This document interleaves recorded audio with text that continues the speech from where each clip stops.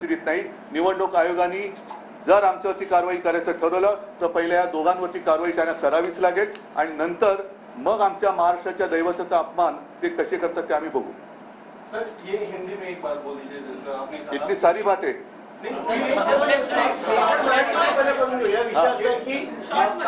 तुमच्या मुलाखतीतला एक मुद्दा. मुलाखतीचा विषय सोडा.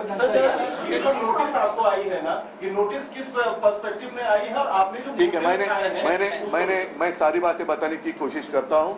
आपको शायद याद होगा कि कुछ दिन पहले जब मध्य प्रदेश के चुनाव चल रहे थे, कर्नाटका के चल रहे थे, तेलंगाना के चल रहे थे, उस वक्त मोदी जी ने और अमित शाह जी ने दो बातें कही थी प्रचार करते हुए.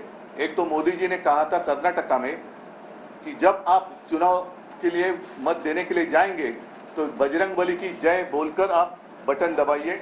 और अमित शाह जी ने कहा था कि आपको रामलला का दर्शन चाहिए कि नहीं चाहिए, खर्चा होगा कि नहीं होगा. तो सारी जनता कहती है कि होगा. तो उन्होंने उनको आश्वस्त किया था.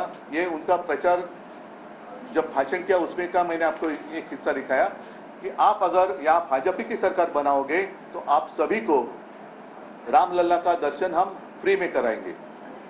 और उसके बाद हमने चुनाव आयोग को एक खत लिखा था, वो खत आज भी मेरे हाथ में है. और उसमें हमने पूछा था कि जो बात जो मैं तो अन्याय कहता हूँ लेकिन न्याय उन्होंने मेरे पिताजी के बारे में किया था, हिंदू हृदय सम्राट बाला साहब ठाकरे जी के बारे में. उनका तो मतदान करने का अधिकार छीना गया था 6 साल के लिए जब अटल जी प्रधानमंत्री थे और उनको चुनाव लड़ने के लिए 6 साल के लिए पाबंदी लगाई थी. खैर वो तो कभी चुनाव नहीं लड़ना चाहते तो वो बात अलग है.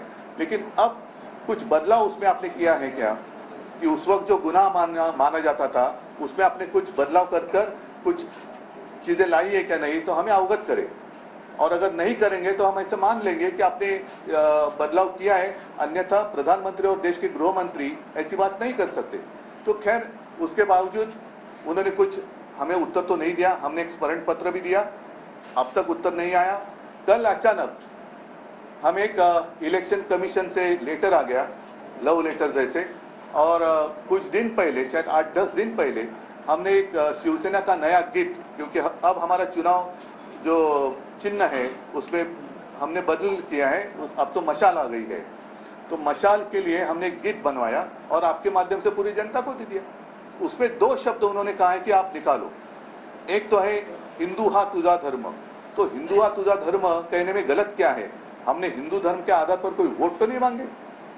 और दूसरी बात जो है जिसके ऊपर मैं गुस्सा हो रहा हूँ कि जय श्री राम हम भी कहते हैं, बजरंग बली की जय हम भी कहते हैं, लेकिन आज तक मैंने कभी भी और हमारा जितना प्रचार साहित्य है उसमें कभी भी भगवान के नाम पे दे दे बाबा ऐसे हमने वोट नहीं मांगे. तो वैसे वोट बीजेपी मांग रही है, हमने तो उसमें वोट नहीं मांगे. लेकिन जो गीत है उसमें कोरस में जो महाराष्ट्र में हर जगह एक नारा लगता है जय भवानी जय शिवाजी, वो नारा हमने लिया है. तो चुनाव आयोग ने कहा है कि उसमें से जय भवानी शब्द निकालो. आप कौन होते हो? भवानी माता हमारी कुलदेवता है, तो उसका स्मरण करना क्या गुनाह है? हमने ऐसे नहीं कहा कि जय भवानी कहकर आप वोट दे दो या भवानी माता की जय जो कहेंगे उसको वोट दे दो.